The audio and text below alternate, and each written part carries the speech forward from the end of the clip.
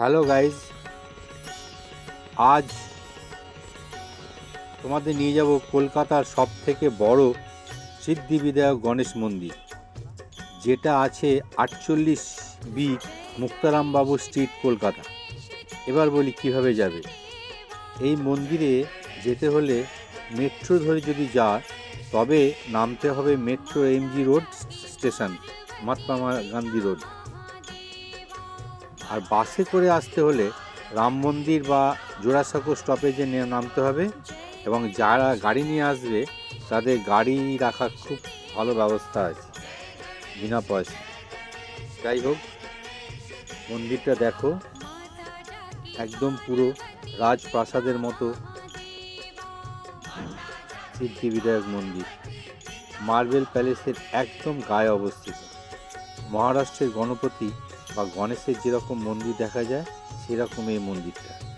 এই মন্দির সকাল 6টা থেকে 12টা এবং বিকেল 4টে থেকে 9টা পর্যন্ত খোলা থাকে। বুধবার সারাদিন খোলা থাকে। মন্দিরে প্রথমে জুতো রাখার বিনামূল্যে ব্যবস্থা। তারপরে এখানে পুজো দিতে হলে প্রসাদ 101 টাকা থেকে 1001 টাকা দিয়ে কিনতে হবে। এখানে সন্ধ্যা আরতিটাও খুব অসাধারণ হয়। আমি বর্ধমান থেকে খাতা নিয়ে এসেছি পুজো করাতে। 101 টাকার পুজোতে দিল লাড্ডু, ফুল, মোদক, ধূপ, নারকোল। এখানে ঢুকলে মনে হবে কোনো বনেদি বাড়িতে এসে পড়েছি। সব থেকে ভালো লাগে যতক্ষণ মন্দির খোলা থাকে 2 রকম ভোগ প্রসাদ পাওয়া যায়। গর্ভগৃহের পাশে সুজির হালুয়া এবং মোরব্বা, আর বাইরে গিয়ে খিচুড়ি ভোগ।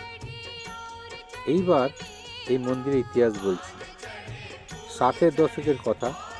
2 বন্ধু, রাধেশ্যাম আগরওয়াল ও রাধেশ্যাম গোয়েঙ্কা, প্রায় একই বয়সের, 2 অবাঙালি হলেও বাঙালি ভাবধারায় অনুপ্রাণিত। মাহেশ্বরী বিদ্যালয়ে এক বন্ধুর মাধ্যমে এদের দুজনের আলাপ হয়। স্কুলের পরে আলাদা কলেজে হলেও বন্ধুত্ব অটুট ছিল। লাইব্রেরিতে 2 বন্ধুর আলাপ আলোচনায় কসমেটিক প্রোডাক্ট তৈরির ব্যবসায় নেমে পড়ে। জন্ম নিল ইমামি। 2015 সালে 300 প্রোডাক্টের মালিক 2 বন্ধু ঠিক করলো, যেহেতু কলকাতা তাদের অনেক কিছু দিয়েছে, তাই প্রাসাদোদ্যমে বিরাট অট্টালিকা মন্দির তৈরি করে কলকাতাকে দান করতে হবে। তারই ফলশ্রুতি আজকে এই বিরাট বিশাল অট্টালিকা। আমার এই চ্যানেল ক্ষুদ্র প্রচেষ্টা যদি ভালো লেগে থাকে তবে বেশি বেশি করে শেয়ার করবে আর সাবস্ক্রাইব করবে আমার এই চ্যানেলটাকে।